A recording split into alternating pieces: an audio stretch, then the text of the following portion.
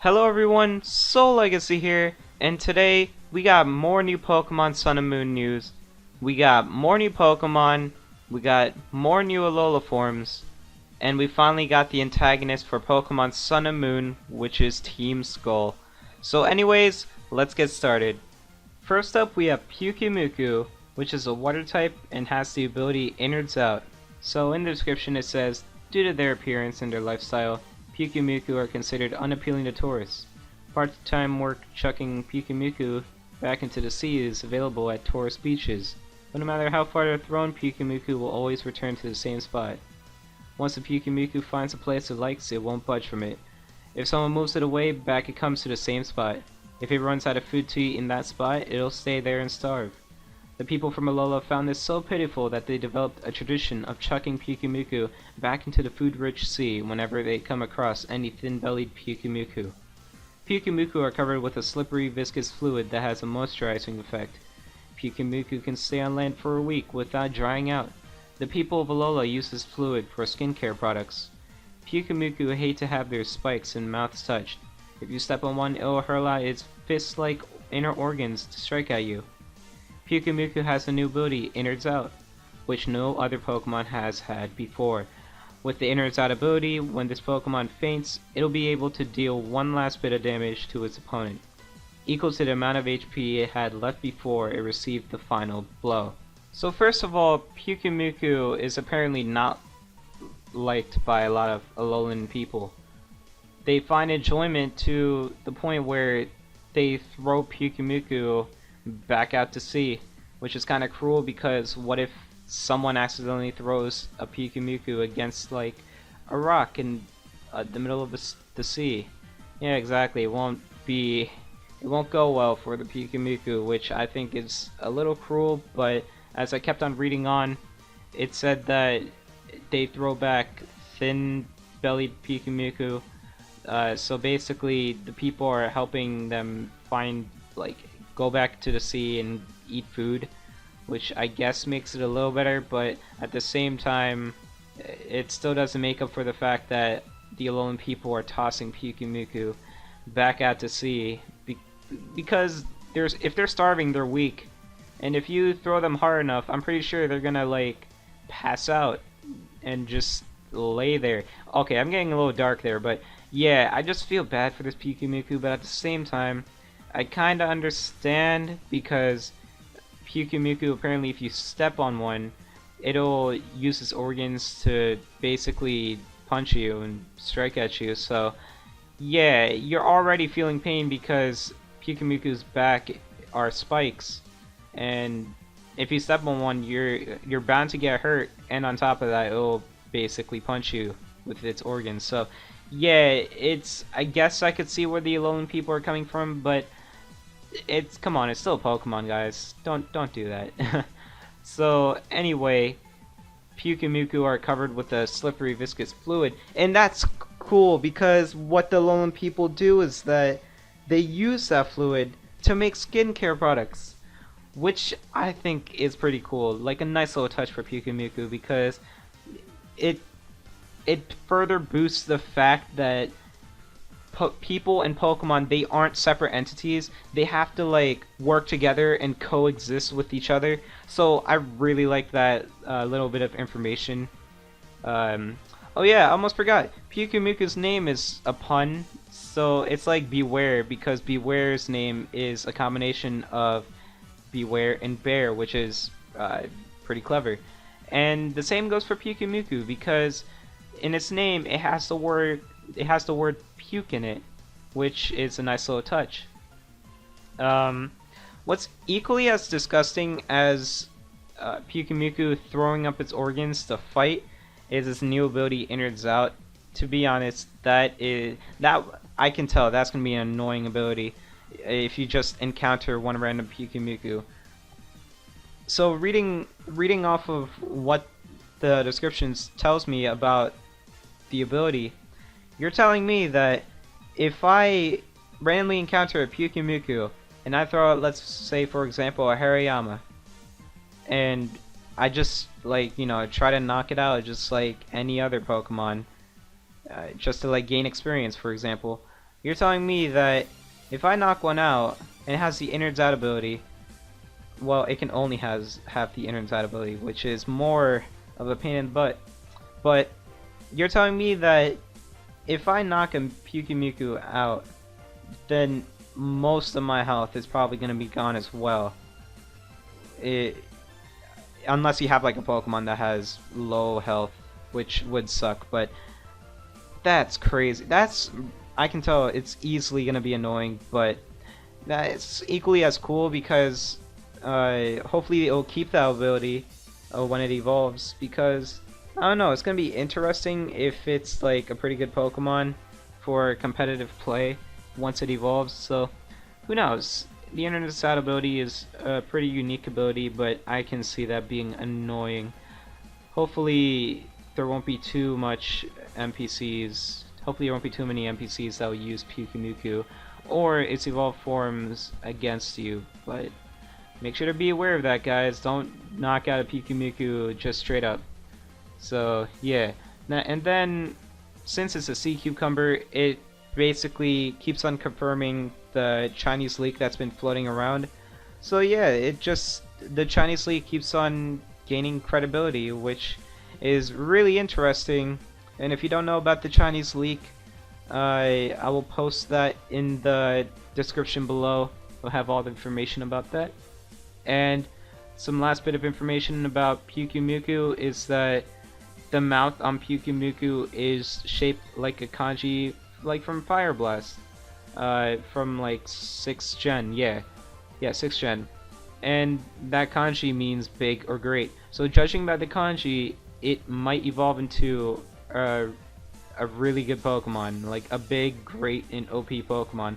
Hopefully that's the case. Because of this, I think that it'll evolve not once but twice.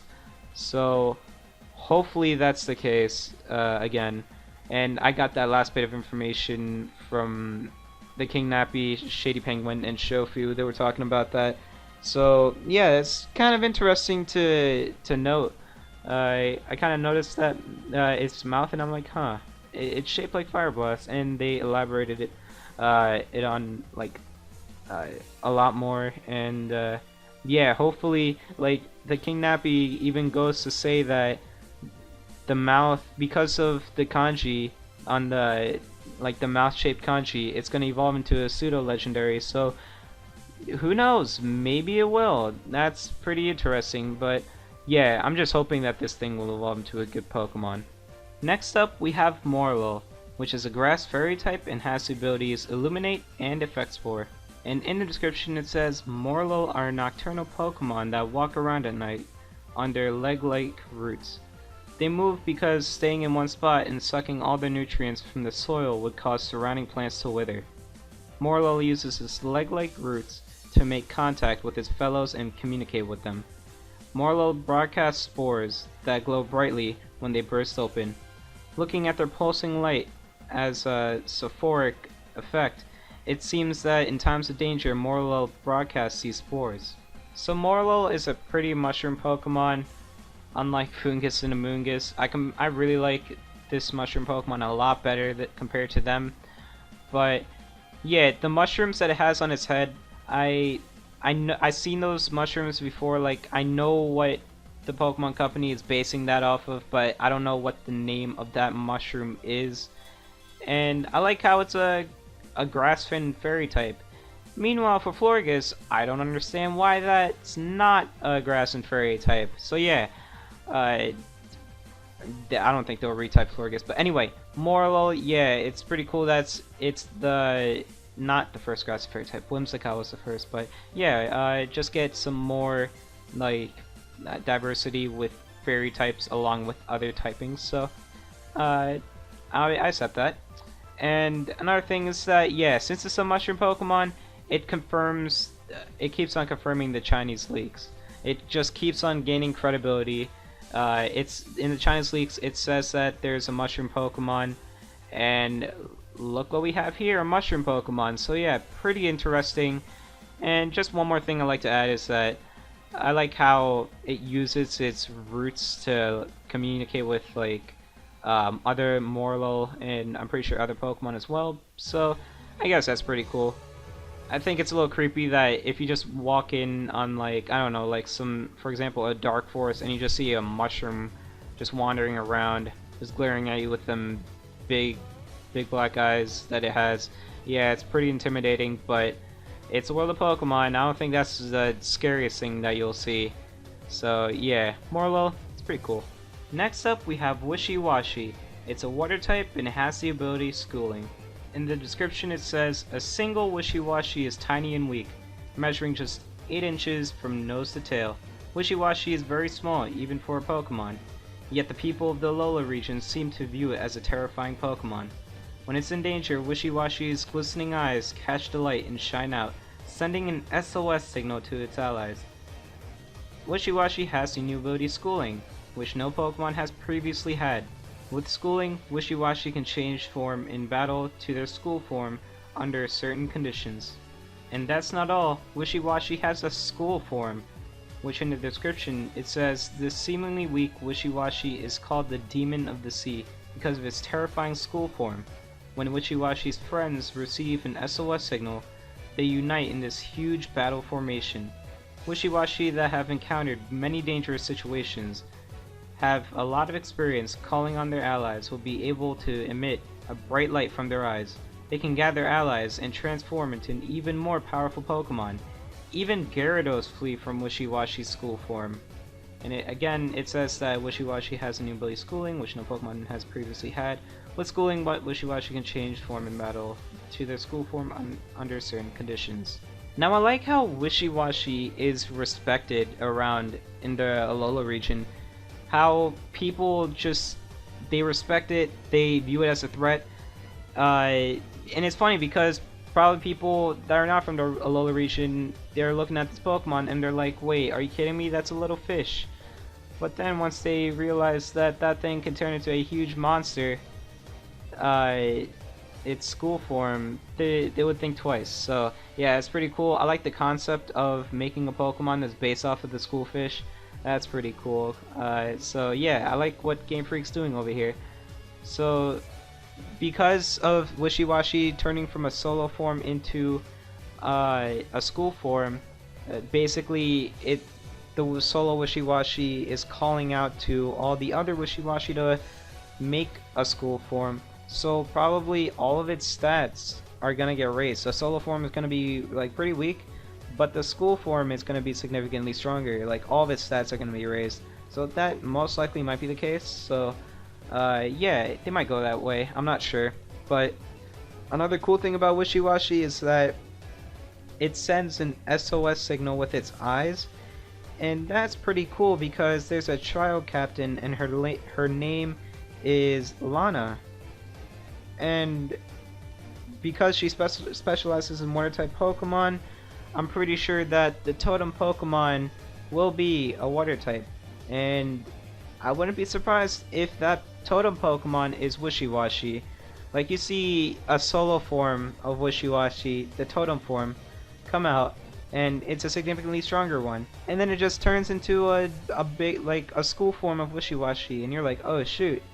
And the funny thing is that what if the school form can still call in a solo one, and then the solo one can transform into another school form? I hope they go that way, cause like I want Pokemon to have like I want it to be difficult, not too difficult, but not too easy. So I hope they go that route. But to be honest, that'd be cool if that Wishiwashi was the totem Pokemon for Lana's, like I don't know how you call it, like area, I guess. I don't know. But yeah, Wishiwashi is a pretty cool Pokemon, and the fact that the school form scares away Gyaradoses, it's insane. Like, I just love this Pokemon. This Pokemon is honestly my favorite Pokemon out of all the other Pokemon that they've shown off today. So yeah, this Pokemon is just something else. Now, yeah, its ability, no one knows exactly how it's gonna work. Now, I have a few guesses on how that ability is gonna work. In the trailer, it says when a Wishiwashi reaches a certain level, and then it shows Wishy-Washy transform into its school form. So I think Wishy-Washy will transform after a certain level. So like for example, let's say I don't know, like level 35, it can uh, after level 35, it can transform automatically into a school form. So it's basically an evolution, but at the same time, it's not, because it's still the same Pokemon, but it's just a transformation from its ability. So yeah, that's pretty cool. Either that, or the ability is going to be a lot similar to Zygarde's new ability, which is all the Zygarde cores like coming together and making either a 10% form, a 50% form, or a complete form, which is pretty cool.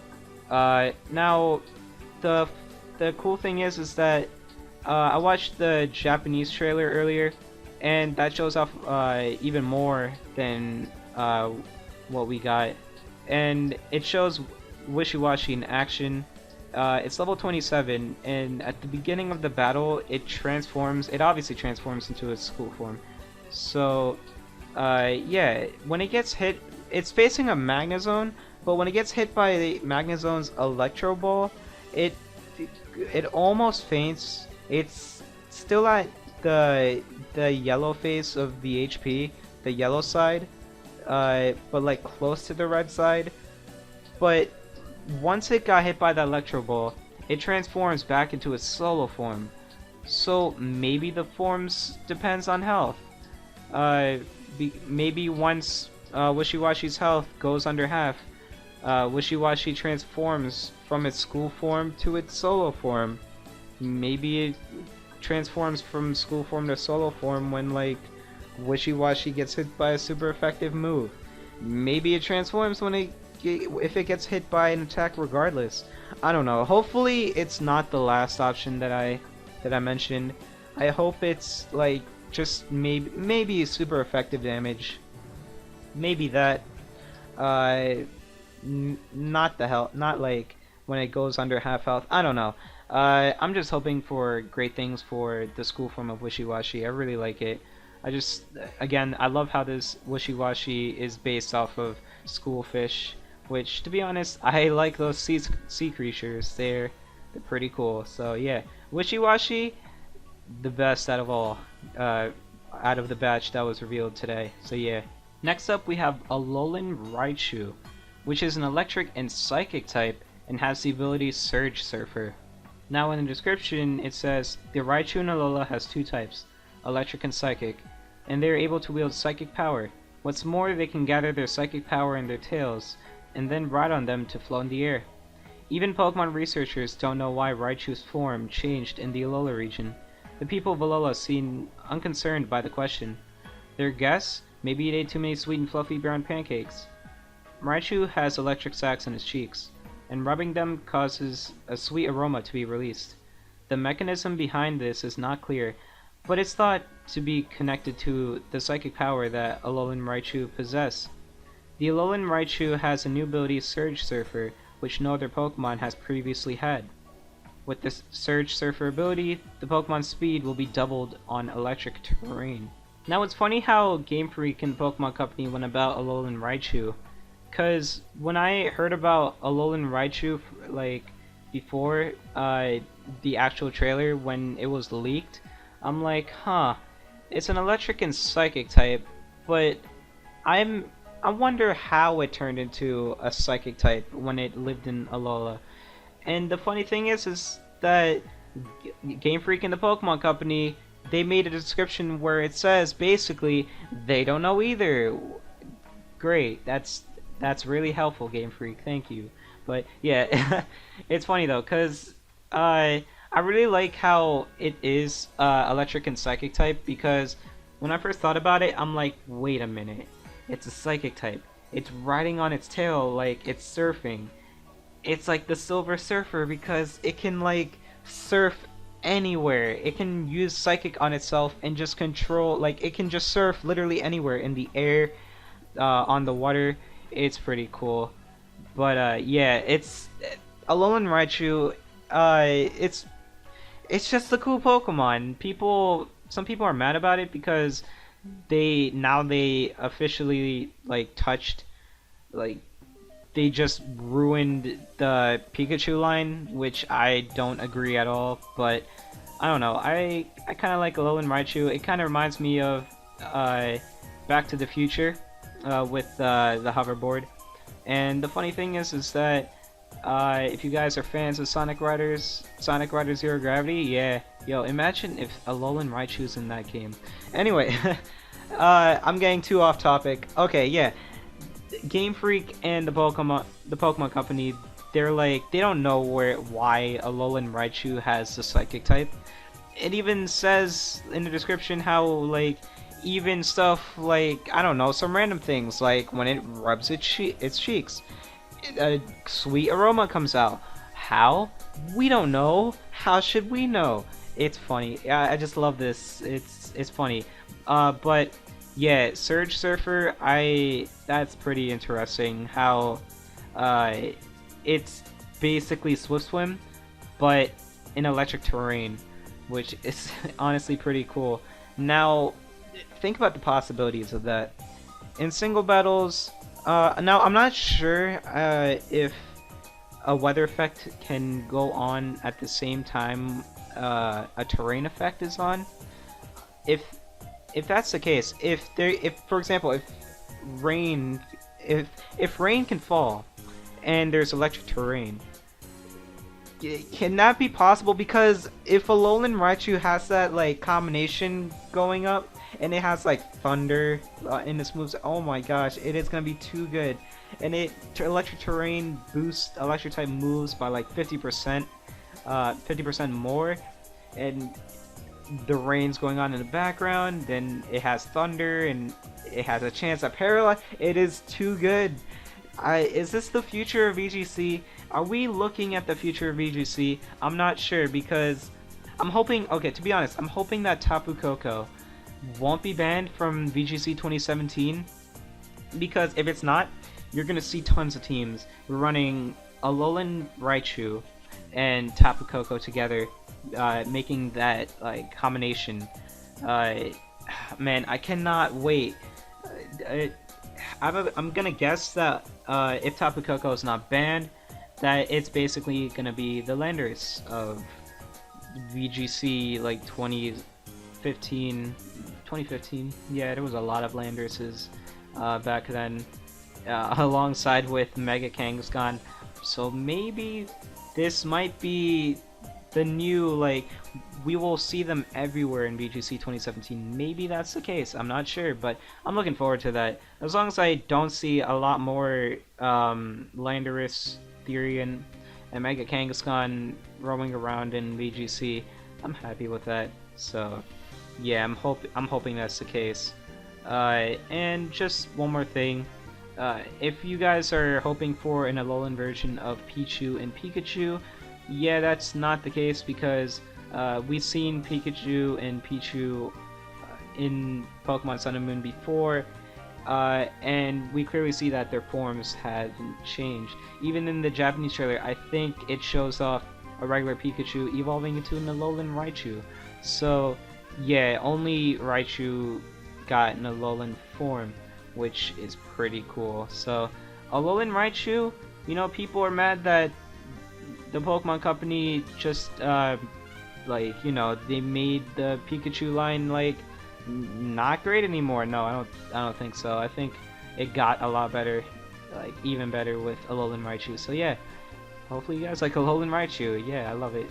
Next up we have Alolan Meowth, which is a dark type and has the abilities Pickup and Technician. Meowth is a Pokemon that did not originally live in the Alola region. They were sent to the royal line as an offering from another region, and only a select few could have them as partners. The Meowth and Alola are distinct for their cunning and their great pride. Two things they really hate: a wound on their pride and dirt on their coins. If either one happens, they fly into hysterics. It's said that Meowth that were offered to the royal family lived a life of luxury and pampering, which led them to have a selfish and prideful attitude. This caused Meowth's form to change. The once rare Alolan Meowth became feral, and when the monarchy was destroyed, and they have now become regular Pokemon.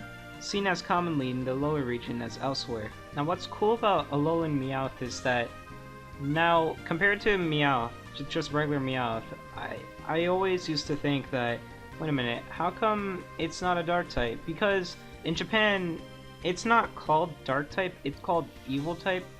And then I look at Meowth, and especially the Meowth from the anime, and I'm like, this guy's evil. But sometimes it's not, like, the majority of times it is evil. Sometimes it shows like its sad backstory and stuff. But yeah, I'm like, huh, that Meowth should be dark type. But now they made Alolan Meowth, and yeah, that's pretty cool. I want to see Alolan Persian though. I want to see how cool Alolan Persian would be. So yeah, it's pretty cool how there used to be only one Alolan Meowth. That well, it's weird too because, like, so you're telling me that a Meowth went to a royal family while there was like some sort of monarchy going on, and it like got pampered, and like it got pampered so much that it turned into like this other form of Meowth. That's weird because I don't think actual evolution happens that fast. But it's the world of Pokemon, so I'm not surprised. But yeah, it's after the Monarch has been destroyed. Now you see all these Alolan Meowths everywhere. So yeah, it's pretty cool. So now the only one like sad thing that I don't like about Alolan Meowth is the abilities, because that's the same abilities as regular Meowth. Because, well, at least if one of its I want one of its abilities to change, just like for example Alolan Marowak, who he still keeps his Lightning Rod ability, which makes him pretty unique actually, along with that that typing. But Alolan Marowak gains a new ability, which is Cursed Body. Meanwhile, for Alolan Meowth, it has the same abilities as a regular Meowth, which is Pick Up and Technician. Now, what I'd like to see is when it evolves into Alolan Persian, it loses the pickup ability. Gosh dang it! It loses the pickup ability, and hopefully it doesn't. It's not Limber, because that's that's Persian's ability. When Meowth evolves into Persian, if it has pickup, it turns into Limber. So hopefully Alolan Meowth, hopefully it's not the same case. Hopefully pickup turns into, oh man, Justified? Justified maybe? I don't know. Something that's not Limber, please. Something that's pretty cool. But keep Technician on it, why not? I don't know. Because Technician is actually pretty useful ability, because, you know, Fake Out. But it won't have Stab to Fake Out, so great. But yeah, and just one more thing to add is that since it's a Dark type, and you know, in Japan it's called Evil type. Come on, guys, make the connection here that will Guzma, the leader of Team Skull, will he use Alolan Meowth in Alolan Persian? I have a feeling that some Team Skull members will definitely use these Pokemon, but I don't know. I just have a strange suspicion that Guzma will, or even Plumeria will definitely use Alolan Meowth and Alolan Persian whenever that gets revealed. So yeah, Alolan Meowth.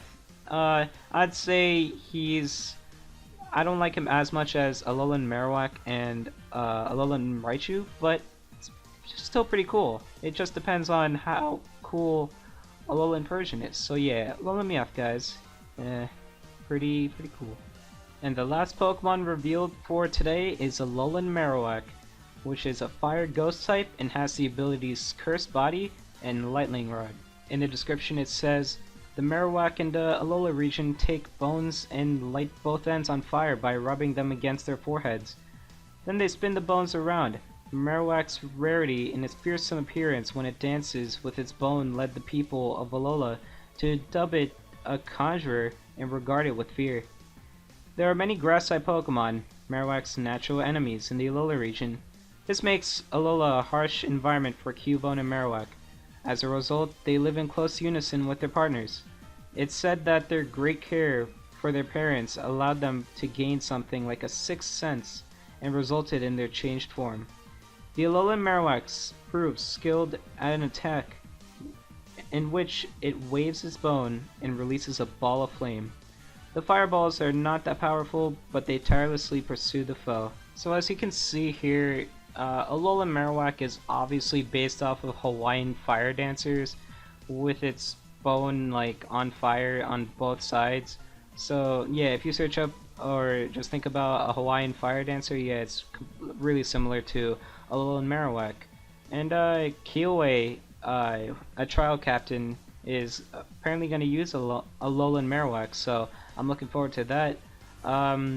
Another thing that I got from the description of Marowak, what's pretty cool actually, is that apparently it's gonna learn a new move, which isn't gonna be powerful, but over here it says they tirelessly pursue the foe. So that must mean that it won't miss no matter what. So it'll be like Aerial Ace, where it's not too powerful, but it's not gonna miss. So it's gonna be a reliable move. So I like that. Other than that, it's pretty cool how it just rubs its bone against its forehead and then it just catches fire. And other than that, it's pretty cool. But what I really like about Alolan Marowak is how not only it turns into a fire type, it turns into a ghost type as well, which I didn't see coming. And it's funny though, because it's basically a reference to Cubone's dead mother.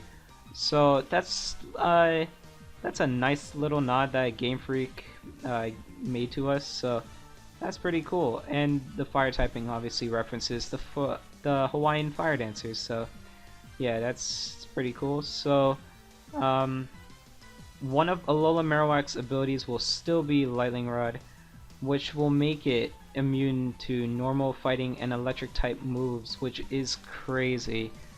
Like that's weird. Like those three typings to be immune to, it's just weird, but it's like, ah man, I think it's gonna be cool. Like I hope that Alolan Marowak will have its special attack raised. I'm pretty sure it will because it's fire type, and I don't know, there are physical fire type attacks, but I don't know. I'm just hoping for its special attack to be raised by a lot, hopefully. Who knows? But yeah. Now when I was watching the Japanese trailer, looking at Alolan Marowak's 3D model, it seems like Alolan Marowak is gonna be significantly faster than regular Marowak.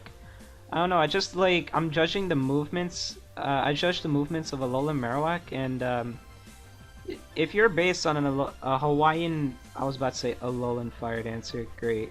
But who knows? There might be Alolan Fire Dancers as well. Kiyue might be one, I don't know. But Alolan Marowak, yeah, it's definitely gonna be a lot faster because since it's based off of the Hawaiian Fire Dancer, it's like Hawaiian Fire Dancers, they need a lot of like, I don't know how, like athleticism or something like that. I'm not sure, but yeah, I have a feeling that Alolan Marowak will definitely be faster than regular Marowak. So yeah, judging by its 3D model. And I feel like, yeah, again, judging by its 3D model, it looks pretty aggressive, so maybe its attack might be higher too, along with its special attack. So yeah, I'm just hoping that's the case. So it's pretty cool. And it looks like Cubone won't be receiving an Alola form, because if you watched the Japanese trailer, I think you see Cubone evolving into a Marowak. Just a regular Cubone evolving into an Alolan Marowak. So I think that means that Cubone won't receive an Alolan form, which sucks because I was pretty hyped to see an Alolan Cubone that's like a fire dancer as well. You know, because I want Cubone to just not think about his dead mother and pursue his life somewhere else that gives him more happiness, please. Please, his backstory is too sad. Why? But yeah, Alola Marowak, it's typing along with like the abilities. It's so weird too. Like, it's just, man, it's cool. The only other fire ghost type is Chandelure, so maybe this might be, even though its special attack might be higher, maybe this might be the physical version. Like, this will be the more physically better than Chandelure. Meanwhile, Chandelure is definitely going to be especially better because its special attack is pretty high. But yeah, Alola Marowak, it's a pretty cool Pokemon. I really like it as well. So yeah, Alola Marowak. Along with the Pokemon revealed today, the Pokemon Company revealed the antagonist for Pokemon Sun and Moon, and that's Team Skull. And in the description it says, in the Alola region, a group of ruffians known as Team Skull causes a lot of trouble. They steal other people's Pokemon, mess up the trial sites, and delight in all kinds of evil deeds. And the Team Skull boss's name is Guzma. Guzma is the boss of Team Skull who holds these ruffians together. Guzma pours on the attacks, battling without mercy. He certainly does seem strong, but he claims to be one of those who never could become captains. He seems to have a bone to pick with Professor Kukui as well. Now Guzma is interesting, because even though he technically is the leader of Team Skull, he quote-unquote never could become a captain. Which is crazy, because to have a captain, to have a leader that humble, it's like Team Skull is lucky to have someone like him, but hopefully that doesn't mean that he's like weak as a leader or something like that. So I'm hoping to have a challenge when I face him. And one more thing is that he apparently has a bone to pick with Professor Kukui, so obviously something happened with them like before, long before the game started. So yeah, I'm interested to see how that went and stuff like that. Like that, the story will definitely it'll definitely add on to what happened with Guzma and Professor Kukui. But I'm just hoping the story will be pretty good though. Hoping that it won't be like Pokemon X and Y with Team Flare, because sure, Team Flare, like, first of all, their appearance is weird to me. It's okay, but the reason that Team Flare wants to destroy the world doesn't make any sense, because what's his name? Lysandre? Yeah. He basically just wants to destroy the world because why not? I think. Like, either that or it's like some weird reason that, like, he just feels like doing it. I don't know. He just feels like destroying the world, so he's doing it. But I want the team to actually have a purpose. So hopefully Team Skull will be a lot better than Team Flare from X and Y. Next up we have Team Skull admin Plumeria. Plumeria is considered the big sister of Team Skull. She's a tough lady who keeps Team Skull in line and working together, in the same way a strict older sister would. She seems to care for the grunts who are below her in the pecking order, and she's not one to let it go if someone's giving them a walloping. Now, the only one thing I want to say about Plumeria is that, well, there are two. Hopefully Plumeria will be difficult as well as Guzma. Guzma will obviously be the strongest, or maybe Plumeria will be the strongest, I don't know. But I'm just hoping that Guzma and Plumeria will be difficult opponents and will be difficult antagonists along with Team Skull, so I'm just crossing my fingers. And one fun fact, Plumeria is actually a flower. It's pretty cool that Game Freak is still revolving the theme around flowers, but hopefully it doesn't mean that its story will be like Pokemon X and Y story, because Lysander, I think, means it's a flower. Most things in X and Y, its meaning was a flower, so hopefully the meaning of flowers doesn't like make the difficulty of the game like less. So yeah. And the last bit of information that was revealed today is the Team Skull grunts. Both male and female Team Skull grunts wear matching black skull tanks, and these uniforms aren't even provided for them. all grunts have to buy their own. Now what's pretty cool about the Team Skull grunts, well, there are two things. First is that they don't have like a uniform. Like for example, Team Rocket. Team Rocket has a uniform. They have to wear that shirt with like the R on it to represent Team Rocket. But Team Skull, no, they don't have a uniform. They have to make their own, which has to semi-represent Team Skull. So maybe that means that every Team Skull grunt that we face still have different like a different shirt, and like the things they wear, probably it's like everything different. It's not like the same guy in like the same grunts over and over and over again. Their designs may be like changed here or there, which is pretty cool. I hope that's the case. And another thing about the Team Skull grunts is that they remind me a lot about they're like a mix of Team Aqua and Neo Team Plasma from Pokemon Black and White 2. I'm hoping that the Team Skull grunts will be more, well, they are more like Neo Team Plasma, because Neo Team Plasma, they ride around in pirate ships, and there was even one scene where I think they were flying a pirate ship at the top of Opelousas City, shooting ice down, which is crazy. I want to see a pirate off between Team Skull and Neo Team Plasma. But yeah, Team Skull reminds me of them.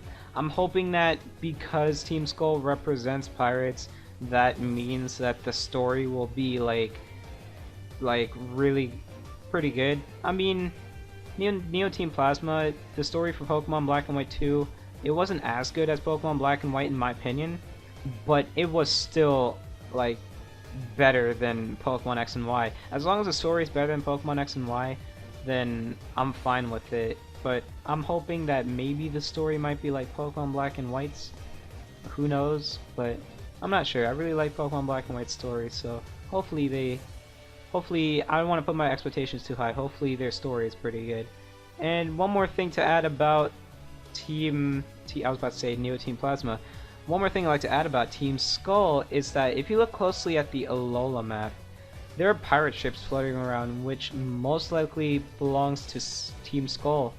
So that's pretty cool, because before I thought that those pirate ships, those boats, I thought that they were just like some transportation between the Alola regions, and there's this weird like center like place. I don't know. That might be the base for Team Skull. Who knows? I don't know if you guys know what I'm talking about. There's this like building at the center of the Alola map, and I thought it was originally gonna be the Pokemon League, but then the Pokemon revealed that there won't be like, it won't be a traditional game. This is gonna be a revolutionary game. So I'm not sure. Now I have a feeling that might be the actually. Now to think about it, yeah, that might be the base for Team Skull. Who knows? I'm not sure, but I'm just hoping that Team Skull will be a really good antagonist to Pokemon Sun and Moon. And with that, that's all the information that the Pokemon Company has revealed to us today.